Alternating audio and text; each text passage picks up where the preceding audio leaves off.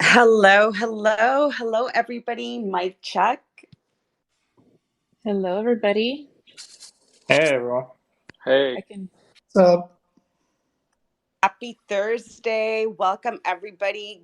Happy to have some of you back here, and welcome to our new speakers. We'll just give it a minute. Bianca, I'll defer to you to see if you see anybody else on the stage that needs to come up. But yeah, thanks everybody for coming. We're back for episode 2 of our weekly series with the front team, and we're going to be talking about digital assets and what are the future of digital assets. And we have a great panel and excited to be here with the front team. I'll throw it over to Bianca.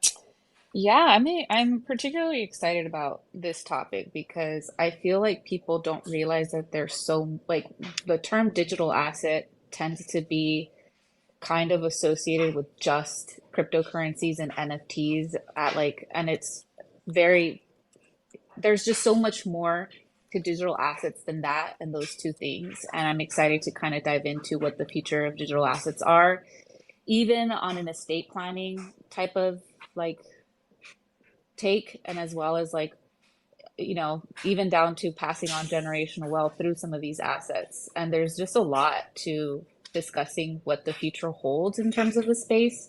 And a lot of the individuals who are going to be speaking today, I'm waiting for somebody. Oh, there he is, Will. There's a lot of individuals who are creating in the space and are creating really unique opportunities for people to participate in a really fun and unique way, but also build generational wealth. And so I'm just excited about that and to be able to speak on that. And I know that, my coworkers here at front, everybody, my name's Bianca, and I'm the community manager, and I'll be helping just co-host. And I'm excited to kind of just dive into this. Definitely going to be good to hear from the diverse panel of speakers. And since we have a lot of you guys here, let's go ahead and kick it off and start with the introductions. I'm going to try this again and start it from my phone view. Brad, welcome back. Great to have you back. What's going on? GM gang. Yeah, it's good to be back. I'm excited for definitely excited for today's conversation. I think there's a lot of interesting things, and especially on the tech side of things that have been happening in the past 6 months or so, as far as smart contract, advancements and different protocol things happening. So yeah, definitely excited to chat today. You want to give a little intro for those that might not know you? I know we know each other very well, so just for those that might Yeah, not. for sure, for sure. I'm Brad. I'm the director of blockchain technology over at NFT Now. Previously to that, I spent about a year leading the Web3 strategy and technical kind of architecture behind the Web3 platforms over at PepsiCo. Love it. Love it. The Web 2 and the Web 3 background. Love that mix. And then next up, I see Chris. Chris, how's it going? I feel like we're best buds now. Yeah, we're BFFs, right? Welcome back. Thanks for having me again. It's always fun to hop on here because it allows me to let my mind run wild on the potentials of what Web3 eventually could be and hearing what everybody else's thoughts are. But yeah, my name is Chris, for those who don't know me, Director of Sales Engineering at Front Finance, where we're helping reshape how digital asset transfer actually happens on chain between centralized exchanges and self-custodial wallets and whatnot, inclusive of NFTs as well, and even looking into the tokenized space. Prior to this, I was part of the Coinbase infrastructure team, helping with dedicated and shared validator and RPC node functionality. But got my start as a registered Series 3 trader and money manager in the Forex space, and then went through a whole series of software related roles, all fintech focused. Nice. Love the background and love what you guys are doing over at Front. And it's always great to have you here on the panel. And thanks again for helping put this together and bring everybody together. And next up, I see Andy. Andy, welcome. It's great to have you here. Why don't you introduce yourself and tell us a little bit about what you're doing? Hey, Jess. It's great to be here too. I came in through Bianca, and I have my colleague Louis, who's somewhere here, that will also be joining. And I've been into crypto space for not that long, like probably about 5 years, but I was a product team at Square pretty early, and I remember like Jack telling us about Bitcoin and stuff like that, and I was too silly to listen to it until like much later. And so the second time around coming into that, I kind of got into that. And what I'm working on right now, we use Front. So I thought that was one of those things where it sort of made a lot of sense, just in terms of like seeing a product that solves a pain point very easily and very quickly. It was one of those things where it's the kind of thing that keeps getting excited, and so I'm excited to kind of learn more from people here, pretty new to this, and mostly fintech background. Nice to have you, Andy. And I just realized we have two Andys, Roger, so we're that. gonna have to battle it out. How are we gonna do this? But maybe I'll call, let's see, Andy, Andy S or Andy K for Kraken. I don't know, Andy K. How do you want to handle this? But welcome the other Andy as well. Yeah, thanks, Jess. Thanks, Bianca, and thanks for having me, and thanks for having discussions like this. These are so important to have in the space to keep us moving forward. So it's awesome to have a platform to do that. So I'm Andy too. So I'm the marketing lead for Kraken NFT, which is an NFT marketplace we launched last October in private beta, and we just recently emerged from our public beta back in June. I joined Kraken about a year ago. I, like some of my other speaker colleagues here, coming out of the TradFi world, I worked for several different global asset managers. So I'm really interested to hear other people's thoughts on Web3 integrations with that space. But I think like most people, I dove headfirst into NFTs in early 2021 and have been a huge fanboy ever since. So excited to be here. Thanks. Glad to have you here, Andy, too, as we're going to go with that one for the rest of the show. But thanks for coming by. Gabriel, welcome back. It's good to see you in the crowd. Hey, how are you? I'm sorry, on the panel, not in the crowd. But in both. How are you today? Thanks for having me. Doing good. Yeah, excited to be here. I'm super excited to talk to you guys again and the discussions we're having today, and I appreciate you and Bianca setting it up. For those that don't know me, my name's Gabby. I'm based in Miami, Florida, and I'm the VP of Sales here at Front. I've been working with the Front team for about a year now. And I think Chris did an amazing job of introducing us, but we really empower builders of financial products to provide financial value to their users through our connectivity layer. And we're building a lot here in the Web3 space. Prior to this, I was building a company still in the digital asset space, where we were bridging the gap between digital assets and different types of investment accounts, like retirement accounts, IRAs, Roth IRAs, etc. Thanks for sharing. And we're glad to have you back again. Always great, your contributions to the panel. We got two more speakers and then we'll kick it off in no particular order again. But next up on my phone, I see Will. Welcome, Will. Thanks for coming. Hey, thanks for having me. First of all, I want to make sure, can you hear me okay? Yeah, you sound good. Okay, awesome. This is my first time using Twitter Spaces on the web. Finally, we can actually talk through the web on Twitter Spaces. So thank you, Elon, for the new feature. This is very exciting to finally do Twitter Spaces on the desktop. Hi, everyone. My name is Will. I'm the CEO and co-founder of On-Chain Studios. We're known for making the Cryptoys platform. Think of Cryptoys as we're aiming to build the world's premier digital toy company. The best way I like to describe it is like if you took a toy company like Mattel and a gaming company like Nintendo, and those two companies had a baby and it was born on the blockchain, it would be Cryptoys. So we're building fun, interactive digital toys and collectibles that you can buy and interact with in different ways. And we've partnered with some big companies like Disney and Mattel, working on some really amazing IP within those companies. We also have our own IP, building entertainment around those brands.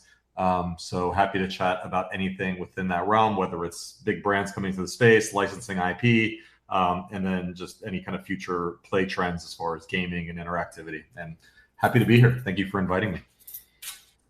We are happy to have you here. And last but not least, we have Dave. Hey, how's it going?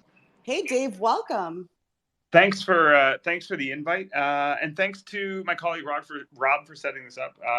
Really excited to be here and to do some like big brain thinking with other people who have a lot of awesome ideas of where digital assets can go. Also, for the record, I am still holding my phone up to my face. I didn't know that I could be doing this on desktop, and we'll definitely do that next time. So appreciate it, Will, for the heads up. I don't know how I missed that because I definitely would be on desktop. So I work for the ECO Association, which is the Swiss-based nonprofit that supports the ECO protocol. I've been with ECO for about 2.5 years. We are a decentralized alternative to fiat currencies, running a monetary experiment to see how what stability looks like in a post-stablecoin world. Really interested in building out real world use cases right now and how to enable those. A couple of speakers already touched on, the development of the last 6 months, like enabling that in a really incredible and unique way. So I'm really excited to spend the next little bit jamming on all of the sort of like mad scientist ideas of where this could go and what that could enable, in the future. So super excited to be here, and yeah, thanks. We are happy to have you, and I do see that we do have Louis that just joined us. Welcome, Louis. Hi. Give him a minute to connect. Hey, welcome. Hi, thanks for having me. Sorry, it's my first Twitter space, so I'm still figuring out what all the buttons do. Yeah, I'm Andy, the first Andy's colleague at Bridge Trust. I'm the head of engineering, so his counterpart on Edgeside, and yeah, super happy to be here and talk about crypto NFTs, future of Web3 and all that. Yeah, thanks. We're happy to have you. And with that, I'm going to go ahead and throw it over to Bianca so we could kick it off. As you guys can see, we have like a very diverse panel, which is interesting because everybody's going to be able to have their different takes. And may I add, I have max minted Will's Cryptoids, especially the Star Wars collection, like 6 times. I'm a particular fan of his project, and I personally invited him to speak because I want to maybe sneak some alpha for those that are probably listening from his team and his community. But anyway, I want to start off with talking about the vision and the outlook of Web3 in general. And since I'm talking about Will, I guess I'll kind of start off the space how we did last week. And for those that weren't here and for the new speakers, what I'm going to do is basically introduce a question, have somebody answer it. And then if anybody wants to chime in or add to that, just raise your hand and we'll go from there. But speaking of vision and outlook, I want to know how you specifically see the evolution of digital assets in the next 5 years relating to your project. Oh, and I think he dropped off. Let me invite him back up. Hey, Will, did you hear that? Did you hear that question?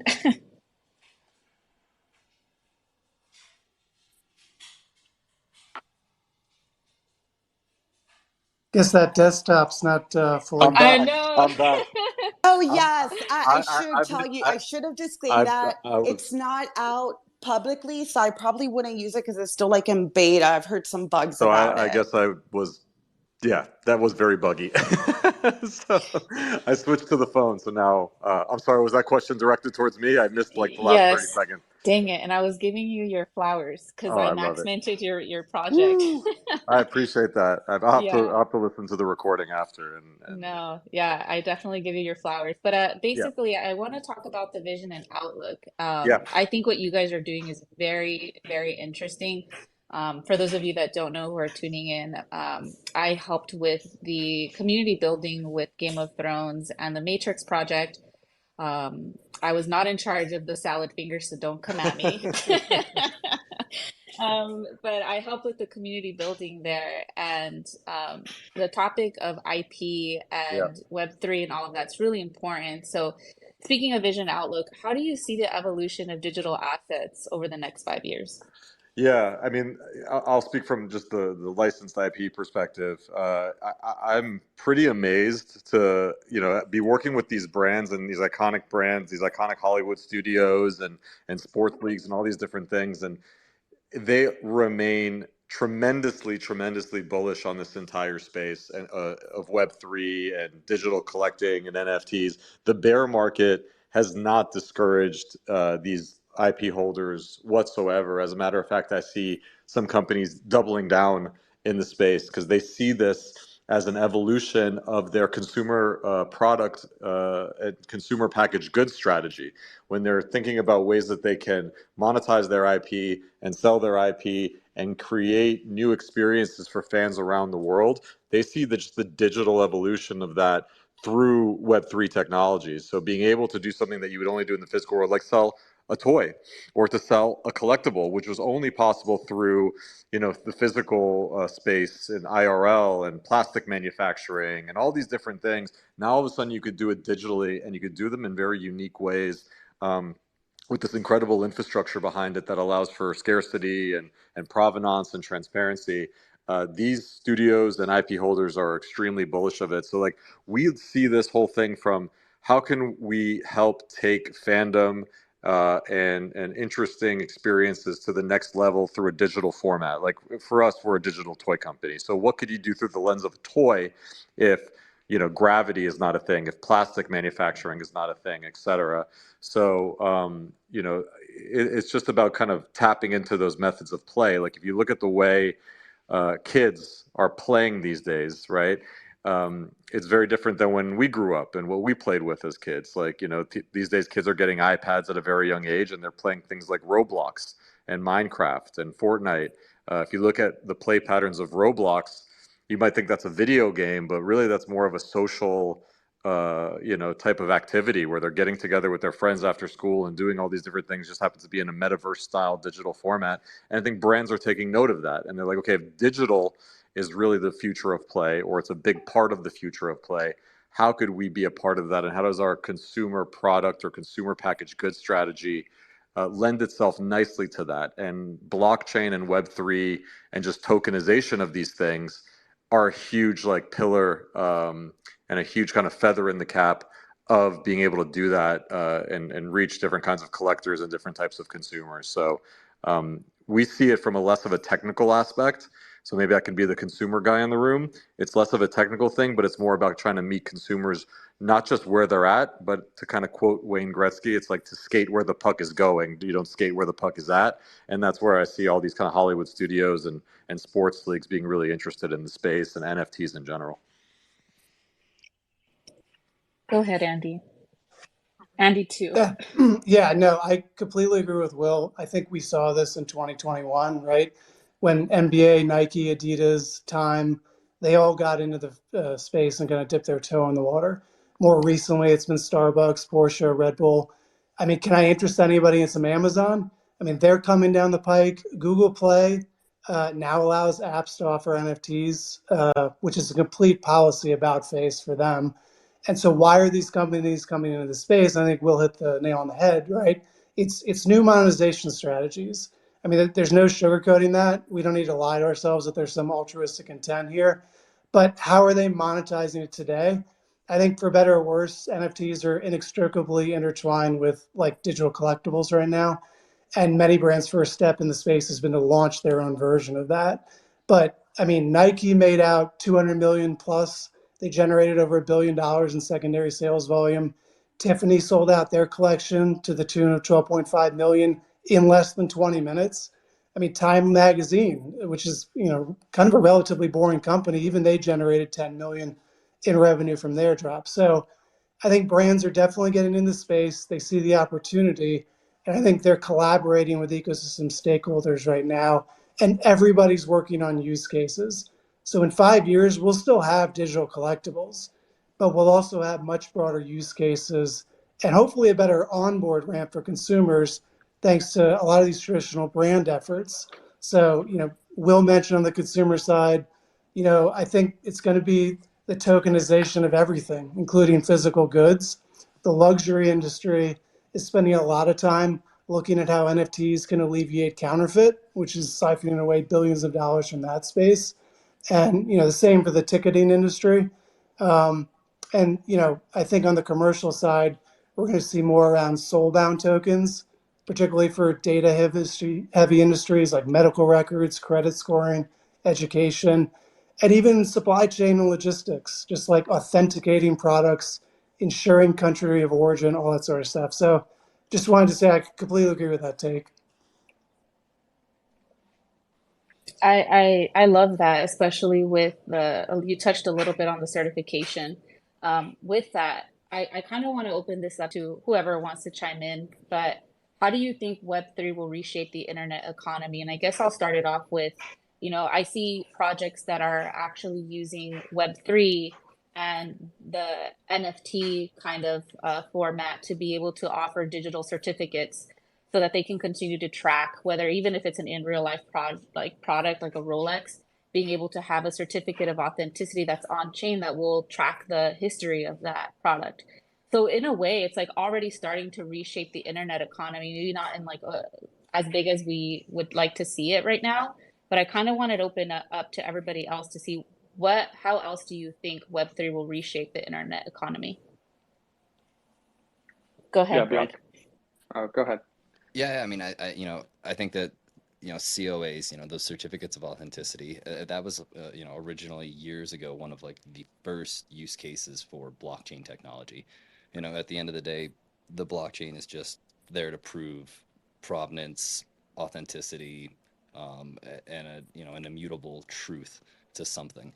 I think that as we continue to kind of push some of the boundaries further with some of these, soul-bound tokens, with smart wallets and like token-bound accounts, all this, the hype that if any of you've heard of the 6551, it's like NFTs that can hold other NFTs, and if you combine that with various kind of locking abilities, soul binding abilities, in a myriad of different ways, there's a lot of possibilities that open up. Especially being that, one of the major hurdles with, I'm sure all of the whole panel can attest to, the legal teams behind a lot of these big companies are usually the red tape that's the hardest to get through, and so by having more options with smart contracts and tokens and the things you can do and, essentially anonymize some of the data and addresses, I think that we're going to start seeing the tokenization of just about everything, and then also the interconnectivity between those tokens across the various different industries. I'll go ahead to Gabby and then Louis. Yeah, no, everything that's been mentioned really resonated with me, both that Andy and Brett said. I think your question's a great one, but to answer it, it's kind of like literally everything, right? Adoption is going to take a while, but the use cases are vast and they touch so many industries. And I think a lot of examples were already brought up. And then when you look at like what we're working on a lot with Front in terms of like payments and remittances, it's really, really powerful. I think a catalyst to all this is going to be institutional adoption. And again, like on this panel already, we've talked about like a lot of major brands, large companies, like Nike, for example, that are adopting this. And the more we see that over the course of the next 5 years, that will lead to, I think, less volatility. I think it'll lead to improved retail adoption and more consistently as well. And then we're, even from like, if you look at it from like a market standpoint or like how companies are getting paid or what are they holding on the balance sheet, et cetera, we're going to see Bitcoin, we're going to see Ethereum, we're going to see a lot of these cryptocurrencies even being held or being used for different types of transactions. So I think it's massive. And even from like an institutional perspective, we're gonna see this play out in all markets, both financial, but then like on a retail consumer level as well. Go ahead, Louis, and then Dave. Cool, thank you. Yeah, I think what I'm perhaps most excited about is the impact that Web3 and crypto will have on sort of traditional use cases for payments and remittances. So I think that one of the biggest ways that crypto can impact a developed economy like the US, for example, is by kind of removing the role of the gatekeepers in things like payments. So there are lots of industries like, for example, cannabis in the US, where the regulations are a little bit of a gray area, and accepting payments is very difficult for them. And Visa and MasterCard and many other players are sort of very entrenched and have sort of outsized power. I think in those places, there was a good example of that with OnlyFans, who are having trouble accepting payments from Visa and MasterCard. So I think it's going to be really interesting to see how decentralized networks can enable those kinds of products and industries that are not well serviced by traditional finance to accept payments from a broader range of customers. Obviously, the biggest challenge there is that to get your money into crypto in the first place, you're going to have to go from fiat into crypto, and that's a whole different kettle of fish, which is a bit of a problem at the moment. But yeah, I'm really excited to see how that pans out over the next few years. Go ahead, Dave. Awesome. Yeah, I think the thing that I'm the most excited about is the development of like on-chain reputation in the Web3 space. Like all the use cases, all the things that sort of I've heard, remittances, onboarding, it all touches reputation, and it's really, really exciting to see projects that are working on developing verifiable on-chain reputation, because like at the end of the day, with the internet, it's the free dissemination of information, and that wasn't something that really required a ton of verifiable reputation, either institutional or individual. But if we're transferring value globally, seamlessly, if we're unlocking, the tokenization of everything, that's going to be predicated on a robust, decentralized, user-owned private reputation system, and I think that's what I'm the most excited to see as emergent. It's definitely on its way. I don't think it's here yet, generally, but I feel like that's like the next massive unlock. But yeah, that's the thing that I think that Web3 will be most impactful for, because it's a very human problem to solve. And if Web3 can solve that very, very human problem, then all of the other like amazing technical innovations and efficiencies that it is already able to do is basically supercharged at that point in time. That's sort of my like broad spoke thought on that. I love it. And it kind of brings us to our next subject. A few of you guys touched about some operational challenges already. And so I kind of want to open this question up to the room as to what are some of the biggest operational challenges in the space that you've noticed right now? And I could probably actually even have Chris answer this as well. We kind of touched on this last week as it pertains to onboarding. So I'd love to hear everyone's opinion on that. Yeah, I mean, I think honestly it comes down to usability. And I think usability in any area is always the key hurdle to overcome. I mean, you look at it, I like to take, the Uber example. Uber is their entire value prop was push button, get car.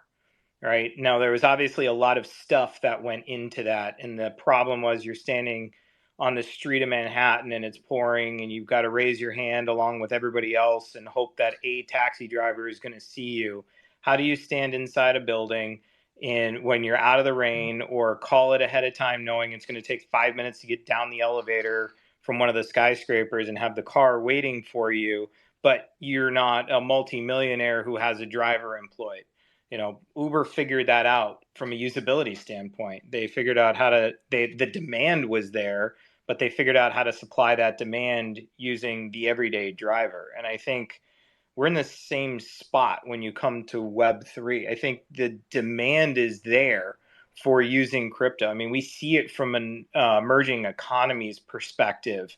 Like, they don't want to use their own local currency because of economic destabilization, high inflation rates, bad central banking, any of that. They get paid through like PayPal and things like that, and they end, a lot. And I've heard stories of this. A lot of local economy, in developing economies, I should say, are holding their assets in their PayPal accounts, in their Cash App accounts, because they don't want to withdraw it into their native currency, because it's effectively just going to lose its value over time the longer they hold it. So they either have to withdraw it and spend it, or they have to hold it somewhere.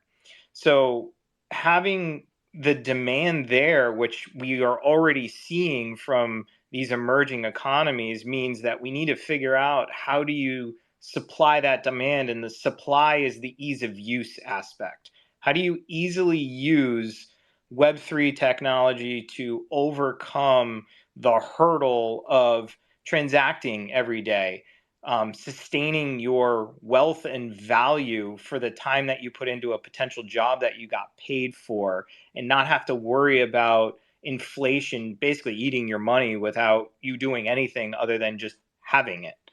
So I think the usability aspect is really the next hurdle that needs to be overcome. And I think any technology that applies to that hurdle is going to have unimaginable growth potential to help overcome that. I think that's a great point. And I always like this, to me, like this is one of the most important questions that I'm looking forward to hearing from you guys, because it really will help me understand if the people that are building in this space see the same issues that me as a user see.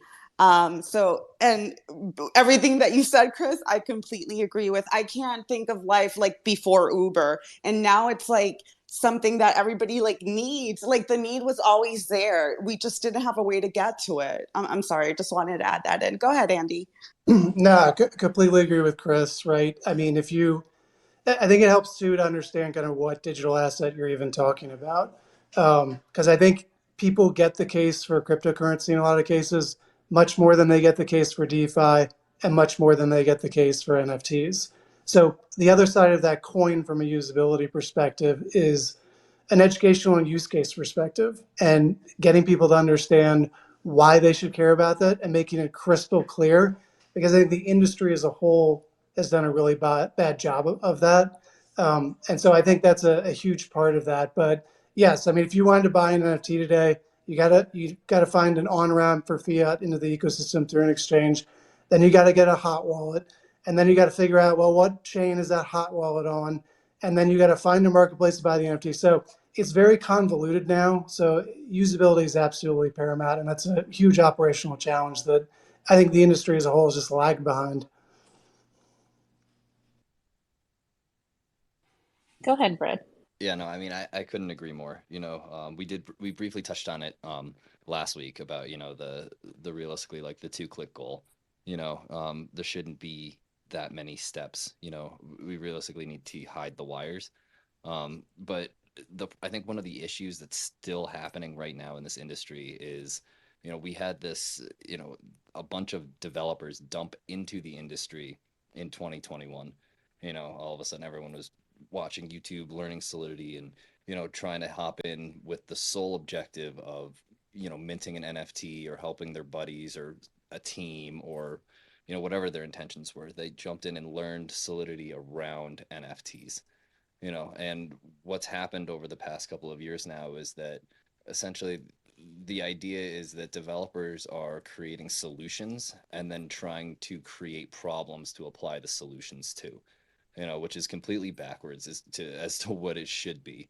I think one of the most important things, moving forward is to kind of take a step back and identify the problems that can't already be like solved with, traditional, I guess you will call it Web 2, but like, off chain, what problems, can't be solved or could be solved better by implementing blockchain technology. And I think as soon as we get to that point, we'll just see an explosion of growth in this industry. I think these are all great takes, and I kind of want to give an opportunity for everybody on here to kind of plug in their company. As we talk about operational challenges, I want to kind of hear from every one of you where you see the most significant growth opportunities for your company in the Web3 space. And go ahead, Dave. Oh yeah, quick. So coming from a company that's like literally shipping a product, like we literally launched a product that was designed to be a one-click deploy about a week and a half ago with the Beam wallet. I just want to stick up for the industry a little bit here. I think generally people have understood what needed to be built, and only very, very recently has the technology come forward that would enable for tools like that to actually be built. Literally looking at like ERC 4337, account abstraction, dank sharding, like all of these things are like coming in hot and heavy, and it's literally the last 6 months that these things are possible. So the products that they are enabling are being taken up so quickly by this space, because I think there has been a general like understanding in the zeitgeist that these are the kinds of things we need for mass adoption, but we've been bottlenecked by the technology itself, just because it hadn't really gotten there yet. We all knew it would, like I think it might be a little bit of a case of like us skating to where the puck should be, and it just wasn't there yet, and we got to wait for it to catch up as people catch, or as the industry catches up. But what really excites me is like the response to products that are being built right now that enable exactly what this group is talking about. And I think we give ourselves a really hard time about, we all say we need consumer products, and then we just build another iteration on MetaMask. But those were the tools in the box up until this point, and now there are like orders of magnitude cooler things that we can build with this, and that's what I'm super excited about. But anyway, sorry, thanks. Please go on. Yeah, I mean, on that note, I know Brett mentioned that. Well, maybe we can already dive into this. Like, what are some of the things that have been happening in the last 6 months of the space? Oh man, there's been so much. Yeah, account abstraction is great for privacy, PII, essentially anonymizing data that might then be GDPR, compliant, which is essentially data protection rights for the entire planet, making sure that your personal information isn't just always sold to the highest bidder. There's things. Yeah, I'm so happy. Dave brought up, the dank sharding. That's going to be absolutely incredible. Essentially, it's very technical, but in a nutshell, it's going to increase the transaction speeds on the Ethereum mainnet from, realistically, I don't know, like 10 to 20 to upwards of 10,000 to 100,000 potentially transactions per second, which is absolutely insane throughput for the Ethereum chain. So that's going to allow a lot faster scaling, because one of the things that, these big companies, have to do, and people don't realize, is it's not like, Yuga broke the Ethereum chain because they had, 10, 20, maybe even 100,000 people pinging their, smart contract at the same time and hitting their website and overloading, their servers. I mean, with major companies, you look at like a Nike or a Pepsi, a Fortnite, an Epic Games, like these are hundreds and hundreds of thousands of transactions that are just constantly coming in because the brand is so huge and they're so global, and so it's like that's a huge challenge and a hurdle for a lot of companies to kind of get over. And then with layer twos and zero knowledge, roll ups, things like that, being able to verify data off chain, essentially alleviating the traffic and the load that's on chain, that makes things easier and better. One of the we're starting to kind of dive into as we get more advanced on all of these smart contracts. I'm excited to see developers outside of just the Ethereum Foundation and Hyperledger, really diving into protocol levels, and setting up EVM compatible side chains and possibly private chains that are interoperable.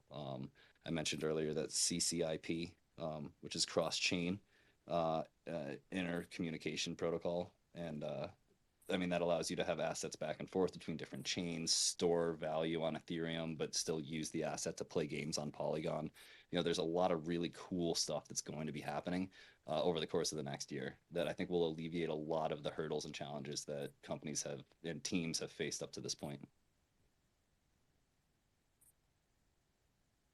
Great takes. Those are all a lot of things happening. I know everybody's excited about account abstraction and all the things that it comes with that.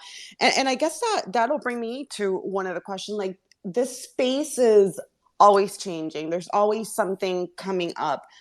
How do you guys keep up from a builder's perspective, decide what direction you're going to take? How do you keep up with all the changes that happen in this space? How do you stay agile?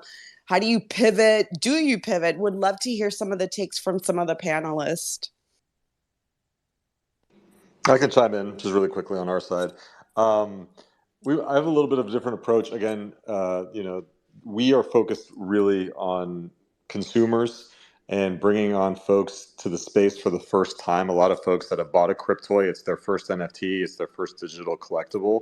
And for us, we're constantly thinking about ways to make that initial jump into the space easier and easier. And for us, we're trying to get away from using technology for the sake of technology. You know, with NFTs in general, like I think we started off the space in whether it was you bought a CryptoKitty in 2017 or was it during the most recent run up in 2021, it was like, hey, I want to buy an NFT because it's an NFT and it's a collectible and it's cool and I want to be in the space.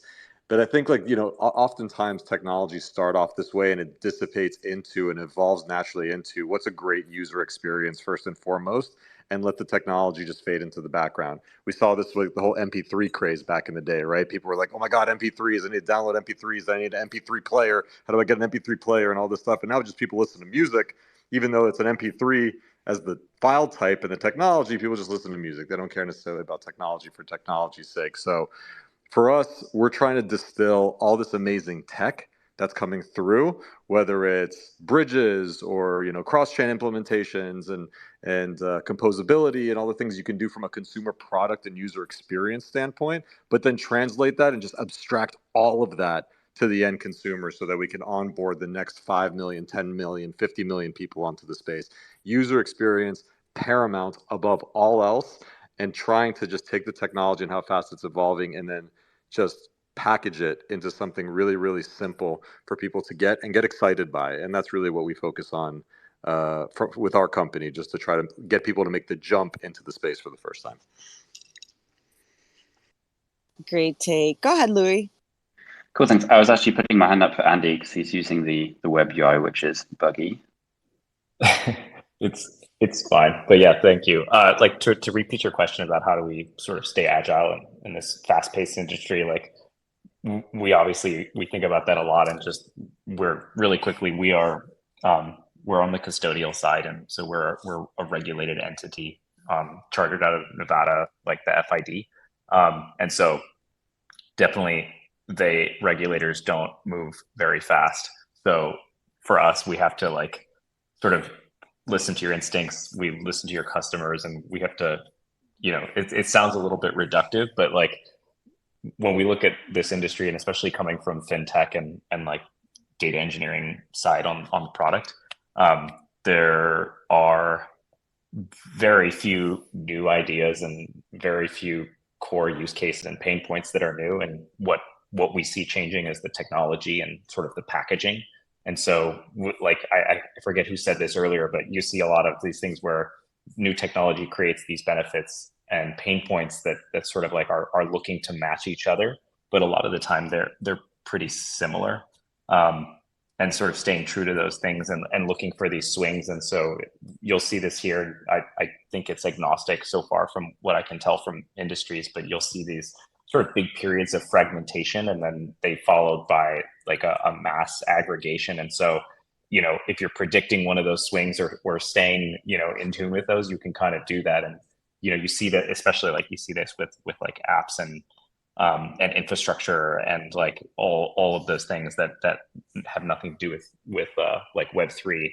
But obviously, we follow those too. And so a lot of the time just kind of staying true to what you're doing, and if you know that the use case is strong, or the pain point that you're solving is so well done that people will suffer to use your thing, that ends up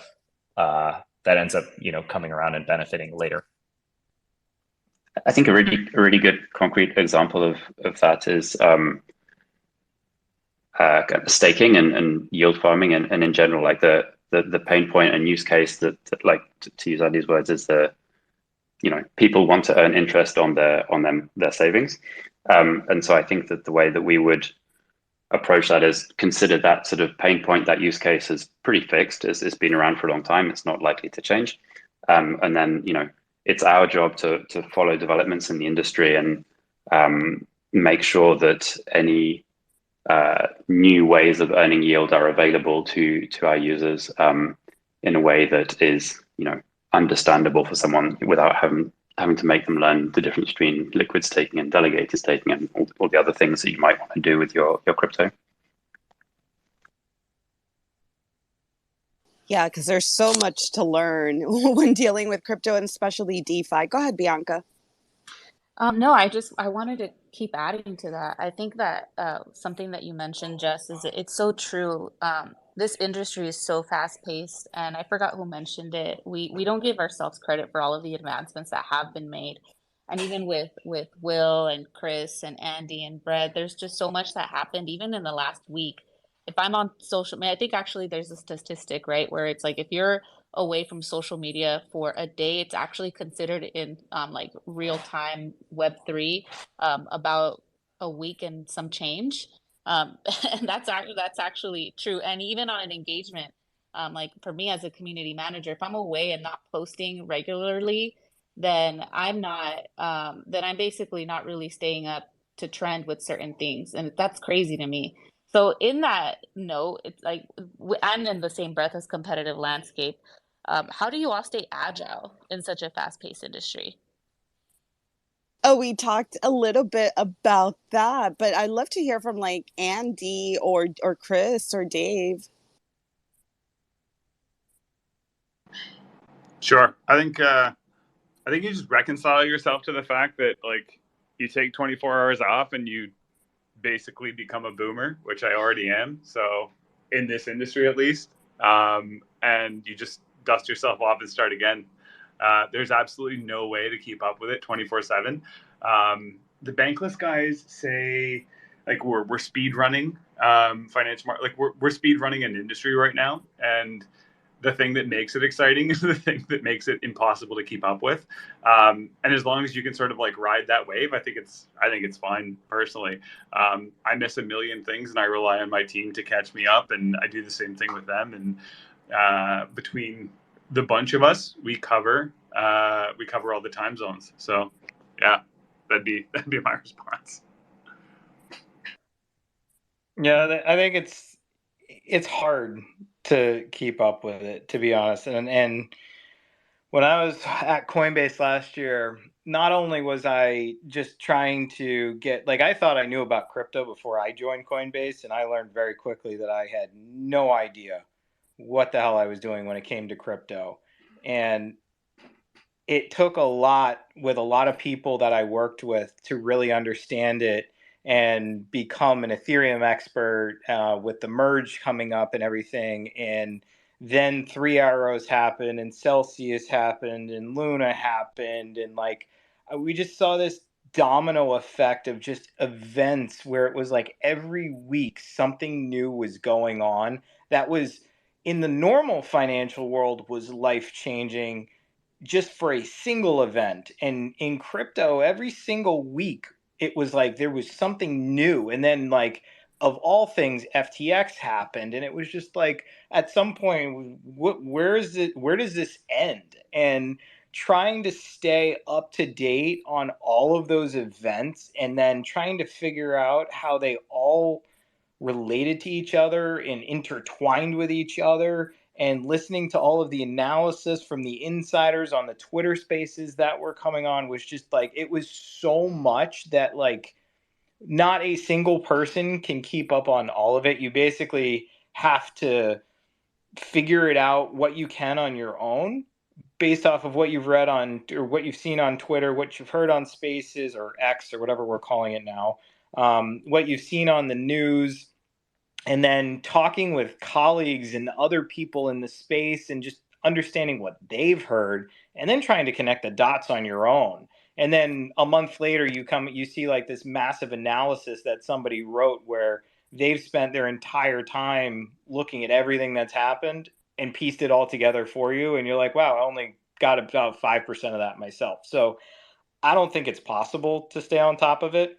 I think that's what makes it really interesting, is there's so much going on and there's so many different facets to each different area of Web3, not just from like an investment side, but from an institutional and staking and liquid staking and institutional grade liquid staking and yield farming and NFTs and, tokenization, from real estate to whiskey barrels and like just like purses, like all of that stuff. It's just, there's so much that I just don't think it's possible, and I've accepted that, and I've internalized that, and I am okay with that. And I think I just try and get like the high level points, and then anything that I see relevant, I'm like, okay, let me see if I can dig into that more to see really what that means. I love it. Go ahead, Andy, and then Brad. Yeah, and just expanding on that, I think at the organizational level, like this is a industry that I think is more cultural than most. So I think it's really good if your company like embraces the culture and has this mindset of continuous learning. We're not working 9 to 5 on something, going home and forgetting about it. I think most of us here are believers, we're evangelists, and we're actual users of the space and the product, which to me, I think is at least the minimum for growing in this space. But I think your organizational structure also has to be flexible. And that's not easy for everyone to do because it really requires quick decision making, responsiveness, which is, really tough for the larger you get. I saw this in the asset management world. I think Kraken is really good about empowering employees to speak up, have honest conversations about what's working and what isn't. And we get incredible ideas and critical thinking coming from all parts of the company, which is embraced. And I think lastly, you need to have adaptive leadership. I think whether it's regulatory, macroeconomic, industry shifts, not getting stuck in the past is absolutely critical. And I think having leaders who can roll with the punches, keep pressing forward, it's really the only reason Web3 will ever keep moving forward. Jesse Powell was our former CEO. He's now our chairman. He's a great example of that. And our new CEO, Dave Ripley, I think is cut from the same cloth. So I think those are just some attributes I think will help any company stay agile. Great points. Go ahead, Brad. Yeah, I mean, I agree with everyone here so far. This is collaboration is absolutely key. Especially coming from the development side of things. It's one of those things where I'm in a group chat here on Twitter with maybe 15, 16 other Solidity and various Web3 developers, and we're always there kind of shooting each other like, hey, can anybody look at this smart contract and just see like what the hell I missed because I keep getting errors, and it's things like that to where it's like, it's impossible to know what you don't know. And by you could spend hours looking at something, getting error messages, and like be slamming your head against the desk literally, and then you send it to a group of devs, and within 5 minutes it's, oh yeah, you just forgot this comma here, and then everything works great.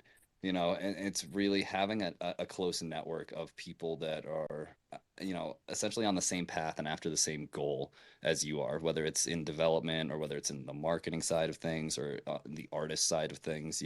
Really having that support network, is vital because it is impossible to stay up on all of it. I mean, everything's happening so quickly, in Web3, and now with AI advancing and pushing things even further, it's moving even quicker. And so it's like it's impossible to pick up on everything, but again, having that network, everyone will kind of chime in and be like, hey, did anybody else see this? Or hey, has anybody read, all of this stuff on, 48, 44, the dank sharding, it's like, has anybody else read on this? Can somebody give me another perspective? and it helps you kind of almost speed learn, at least enough to see the direction of where things are going, or to possibly use the ideas and concepts in whatever you're currently working on or trying to build.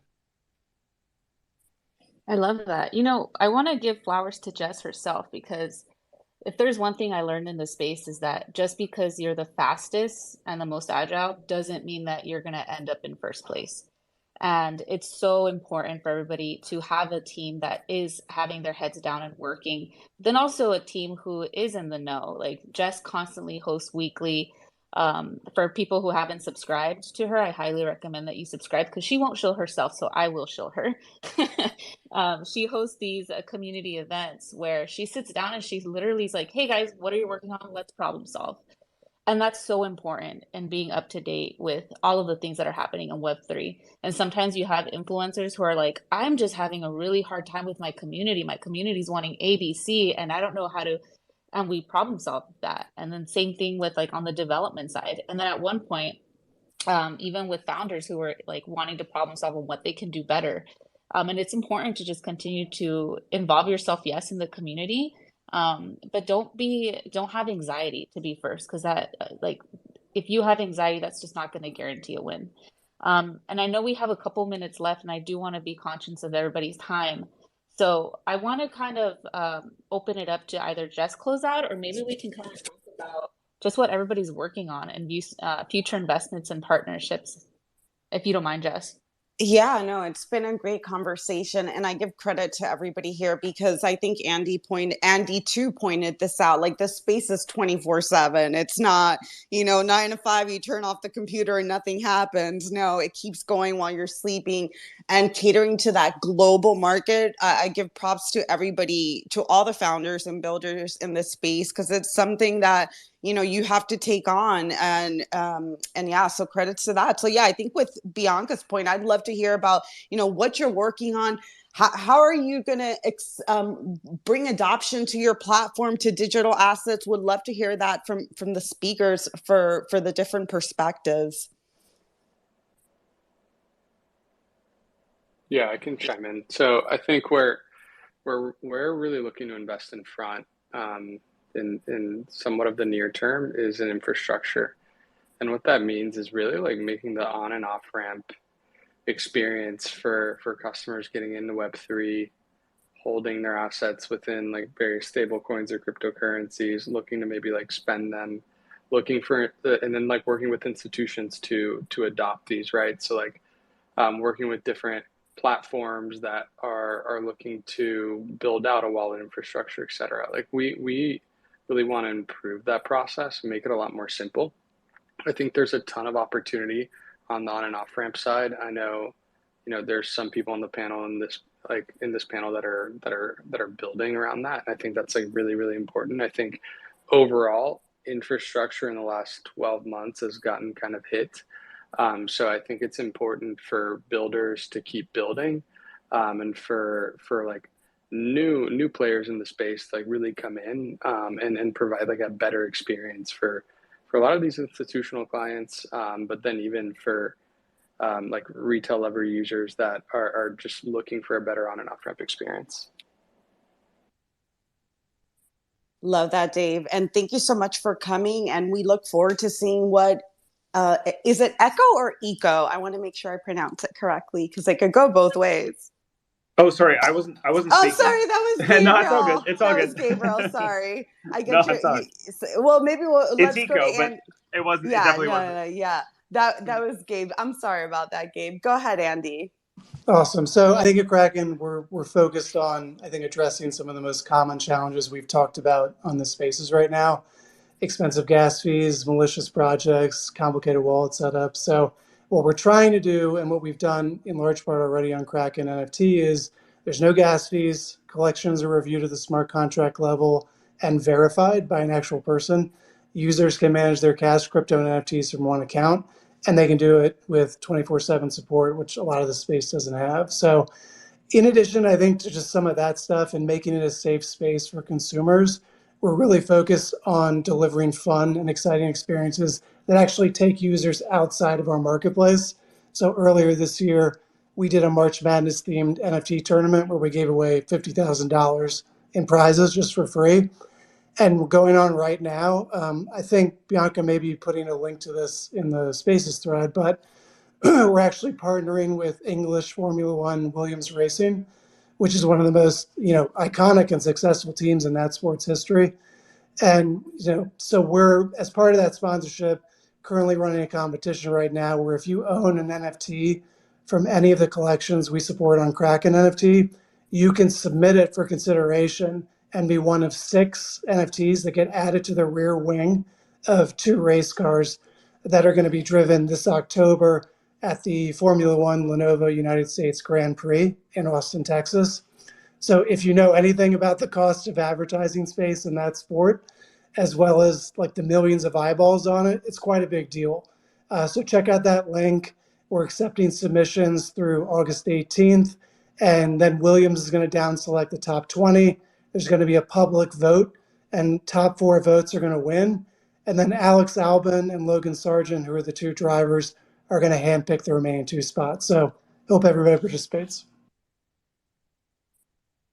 Thanks so much, Andy. Thanks so much for coming by. And I did go ahead and share that out as well. Go ahead, Dave. Now Dave is up. Sorry, Dave. I got rugged on my personal account, so I had to. No, that's totally fine. I do apologize. I have to jump to a meeting for 9. But thank you so much for the invite. Really quickly in like 10 seconds. The things that we're working on now are building real world use cases. I think that is one of the emergent metas of this space over the next coming years.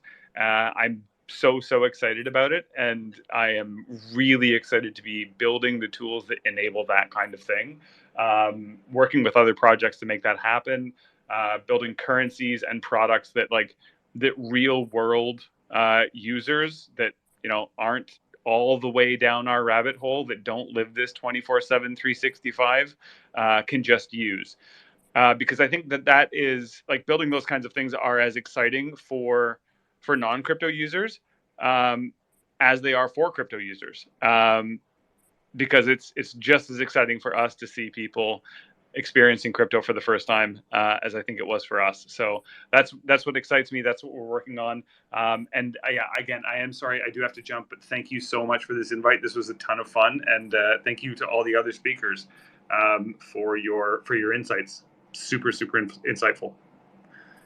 Thanks, Dave, for coming. Yeah, make sure to give Dave a follow and check out the pin tweets to see what they're building. Go ahead, Brad. I see you have your hand up. Yeah. I guess just real quick, what we're building over at NFT Now, and tokenizing media. Obviously it's something that's been an issue for years now with fake news and politically biased news and media, and we're addressing it through essentially social curation via TCRs, which is an old school blockchain concept called token curated registries. And by socially curating the media and then committing it on chain for provenance, we're hoping to add that layer of essentially verified, authentic, non-biased, fact-checked, media, especially rolling into an election year next year. So we're really excited to start kind of bringing some things out and teasing some things as we roll through the next few months here. Interesting. Good to know. So politics coming. That should be fun. But yeah, no, definitely always good to have you on, Brad. Thanks so much for sharing your insights. Who's next? Will. Yeah, thanks again. A really great space, and I appreciate you inviting me on and having me. So yeah, Cryptoys, like I mentioned before, we're building the world's premier digital toy company. That's really our main goal, and focus on kind of creating a category of digital toys and really expanding on that, but not just buying digital toys and collecting them, but also interacting and playing with them in different ways. So it's all about just pushing that space forward and really doing a lot of innovative things. We just launched a technology that we've been building for the past year and a half called Chat Guardian, which basically allows you to embed artificial intelligence and have conversations with toys using natural language processing, but in a child-friendly, family-friendly way.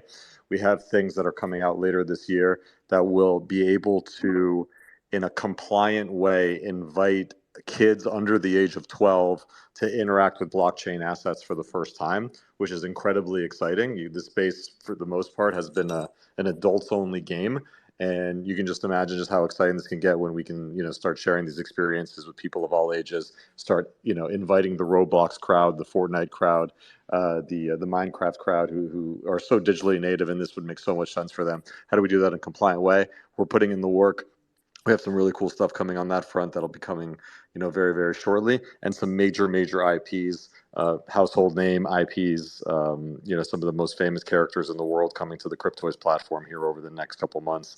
We got some big announcements to make very shortly on that front, and just continuing to try to, innovate and push forward what play looks like for the next generation, and doing it in a way that allows for all ages to participate in this very, very exciting space for the first time. So very excited. And again, thank you so much for having me on the show. I really appreciate it. We are happy to have you. Thanks so much for coming by. I'll throw it over to Louis or Andy, who wanted to go. Andy, yeah, Andy, yeah, thank you. And Will, that sounds super interesting, and I would love to kind of connect later, hear more about that just on the compliance side. So Louis and I we're at Bridge Trust, which is we're aiming to be this custodial wallet that really can do everything. And because we're a regulated entity, a lot of what we spend our time doing is instilling trust with, there's a lot of puns, obviously, with like our users who are, essentially the product launch with like basically Anchorage, but for anybody, that you don't have to be, somebody with 20 million in crypto. And then the second version of this now is with a lot of institutions. And with any sort of real company, the very first thing that happens is like you start talking to their legal team and their risk and compliance team. And so having something like, Front as an example, where we can walk them through and say, look, you don't need to copy any address or anything like that. If you have a Coinbase account, we can actually show you how to do this pretty easily. And having our retail product has been really great for the institutions, because they can actually just try it for themselves, and see that it works, and then you can quickly make the jump in terms of how that would work for an institution. So as a custodian, qualified custodian, obviously we're doing a lot of the regular stuff that you would see most custodians do, but unlike a lot of the other custodians in the market, like we're kind of coming into it as like helping these people and institutions that want to do the very first, or the first DeFi transaction, or the very first staking experience, whatever those things are, and we just make it rock solid and like vetted by regulators and our risk and compliance team. So you don't have to think about anything. You could really sort of jump in and do that. And then obviously, I think when you get into like a more you get more like knowledgeable and become a power user, like you might graduate or move into like the other things where it's like, hey, I'm just gonna take my keys and go, and you can still do that with us too. So we're trying to bridge the best of both worlds there. And thanks again for having us. Yeah, thanks to both you and Louis for coming by and contributing to the conversation. Before I throw it over to Chris and then to Bianca to wrap it up, I do see that we have a speaker that came up. EYC, we were going to wrap it up, but we'll open the floor to you. Welcome, and thanks for coming by. Awesome. Thanks very much. Yeah, appreciate it. I think it's been a great discussion. I've been on a few other spaces, and I think this is my first time on your space, so thanks for welcoming me up. I thought the compliance, there seems like a whole discussion around younger folks who are absolutely digital native, right? You see them in, Fortnite, you see them in Minecraft, you see them in Roblox, and you see them in VR, right? I'm personally in the VR industry, have been for years. I worked at the time, a little company called Oculus, was at Pixar before that. Basically, we got acquired by this little company called Facebook, now called Meta. And after that, I started creating my own VR movies. The last of which was lucky won the first line for Best VR at the Venice International Film Festival. So making VR art, and also on the BTC side, I'm Bitcoin class of 2013. So it's been a decade, almost exactly a decade, a little bit more than that, decade in a few months since I first started buying Bitcoin. I think this is really fascinating. On when Ethereum, when we had NFTs on Ethereum and CryptoKitties came out, et cetera, we as devs started creating like digital assets, on Ethereum, like programming Solidity, which, by the way, isn't the greatest language for those who've made stuff there. But I never really got into NFTs, and my biggest complaint, even though we like programmed several, and I know there's several who, and this is probably much to my detriment because I'm sure there's a lot more people here who've made a lot more money on NFTs than me because I never really jumped in or never YOLO'd in. But ordinals is something, as a Bitcoin person, I've been basically a hodler. Like, I'm lucky to make it one trade every maybe 5 years. The complaint I had with NFTs is you have some picture somewhere sitting in some AWS cloud server. Yeah, sure, your pointer to the picture is immutable on the Ethereum blockchain or some EVM compatible chain, but your pointer is pointing to something that's like on an AWS server. So, an AWS server goes down in Herndon, Virginia, and suddenly, your picture of, whatever, is no longer available. And that always bugged me, which is why I never YOLO'd in, much to my detriment, because, I found out about NFTs pretty early. But yeah, the ordinals thing, I mean, I love actually the fact that it's so controversial, ordinals. And you also have to kind of buy into ordinal theory, right? So I think there could be a whole debate about, is this a thing? Is this not a thing? And a lot of OG BTC folks kind of hate ordinals, right? And then a lot of them love it. But what we did recently, which maybe speaks, since it's about the future of digital assets, I was like, what can we do with ordinals? You got like a 480 kilobyte, file size limitation, and that would be, you can try to describe something like 4 megabytes, but then you have to have some miner pick up it takes up the whole block. So much more complicated, especially with fee rates now. So, but thanks to Recursion and other things, our developers, and Gen AI, by the way, who's now like a core dev for our team, was able to create a native VR ordinal. And I posted up in the nest if folks are curious, but like, I was like, is this like, the reason why it might look simple, but the reason why it's technically amazing is like, this is going to be in Bitcoin forever. There's nothing I can do to take it down.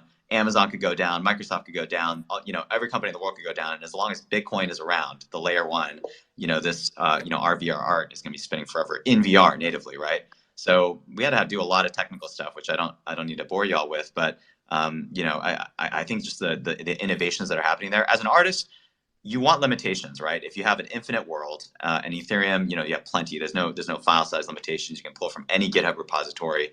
But in ordinals, you have such strong limitations. But the things that developers and artists are doing on there, I'm just really excited about, right?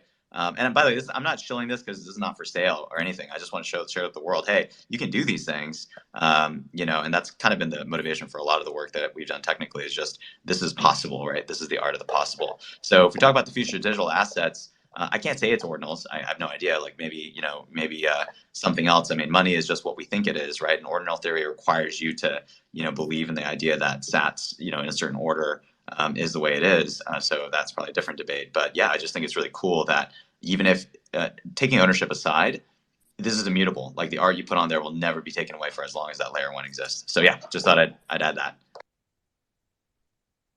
No, thanks so much for sharing. And I think that's a great point. Like, we were speaking earlier about keeping up in the space. We've had all these conversations and we have yet to dabble into ordinals. That's a whole nother world in itself that we got to probably get a deep dive. EYC, I hope I said your name right. Maybe we could set something up and Sure. you could school us on ordinals. But yeah, that's thanks so much for sharing. I am gonna throw it over to Chris though. Chris, let us know what's coming up with Front and maybe close us out, and then I'll throw it over to Bianca. Yeah, for sure. So thanks again for having me. I know I feel like we're talking a couple times a week now, which has been great because doing these spaces is always fun. It's always fun to just opine on just my random thoughts that I don't even realize I have until somebody asks a question and I'm like, oh yeah, I do have a thought on that. And then I can just speak what I'm thinking. And it's very interesting to see not only who it lines up with, but that it seems to be in line with a lot of what the general commentary is, which is really nice. But I mean, I think Gabby did a really good job of summarizing what we're looking at doing in the coming future. I mean, there is a really, really big runway, I think, for what we're doing and what we're offering. And if you go back to what I had said about the user experience and user usability, it's, you know, we are focused on basically baking our technology in, so it's, you know, hide the wires, I think, as Brett said, where we're just not, we don't want to be seen, but everybody's eventually going to use some form or function of what we're offering, because we essentially are abstracting out the complexities of what's happening under the hood, and we are going to be that component to what really helps usability and adoption in the next several years for the next, you know, million, 100 million, billion users, you know, however you want to quantify it. And that goes from everything from just embedded deposits, or just, you know, what you would consider transfers, paying in crypto, payouts, how that works from like a payroll standpoint. You know, there's always that off ramp possibility, and then just general growth and adoption to help the existing platforms out there that we can complement. Because it's not, one thing I will say that I found last year when I really got deep into crypto, and I thought it's wild that this space is like this. And I think everybody here listening would agree too, is crypto is the only industry, I think, where it's not even a frenemies. It's everybody just in general is looking for success. Like, you know, we have people from Kraken here who want to see Coinbase succeed, and people from Coinbase who want to see Binance succeed. Like, nobody is out and vindictive and like, we don't want that company to succeed, because the market in general for Web3 is so new that when an FTX goes down, it hurts the overall image of the entire market. So everybody wants everybody to succeed. And that's generally the consensus among all opinions, which if you go to traditional finance, you will never find that. Is like one of the most cutthroat areas. You go to legal, you go to anywhere, energy, it's all the same. Everybody's trying to undercut everybody else and one up everybody else. And in crypto, it's just not that way. So I think what we see in the future is, how can we help all of the wallets, the dApps, the exchanges out there succeed? And it's not about who's going to use us and who's not going to use us and who's going to get the best price and who's not. It's just, we're here to help the overall market and just help that broader adoption. Love that, Chris. Always great takes. Thank you so much for sharing that with us. And yeah, I'm looking forward to chatting with you again soon. Let's see. Yeah, What's up, B? I'm sure we'll be back again next Thursday, actually. But I'll throw it over to Bianca before we wrap it up. Yeah, no, I just want to thank everybody for your time, and being available for us to continue to have conversations like that. And like, the conversations that we have now and in the future are very important to shaping the future of digital assets and everything that happens in Web3. So if anybody wants to participate in these discussions, you feel like you can add value here, please DM either myself and Jess. I'll probably respond faster because Jess's DMs blow up. So feel free to reach out to me, and I'll be happy to include you in a speakers bureau. Other than that, thank you, Jess, and we're going to be back same place, same time. I think the next topic is what is Web3? The question right. I'm still trying to figure out. I'm still trying to answer myself. All right, that's it for me. Yeah, no, thanks everybody for coming. Make sure to give all the speakers a follow, a bunch of alpha on this stage. And thanks again to the front team and to Bianca and Chris and all the speakers and listeners. And yeah, we'll be back next Thursday, 2 p.m. Eastern, to answer that question. What is Web3? I'm still trying to figure it out myself. So I'd love to hear, I'm sure we're going to hear 10 different perspectives. So definitely looking forward to that conversation. And yeah, we'll check you guys out next week. Thanks everybody for coming.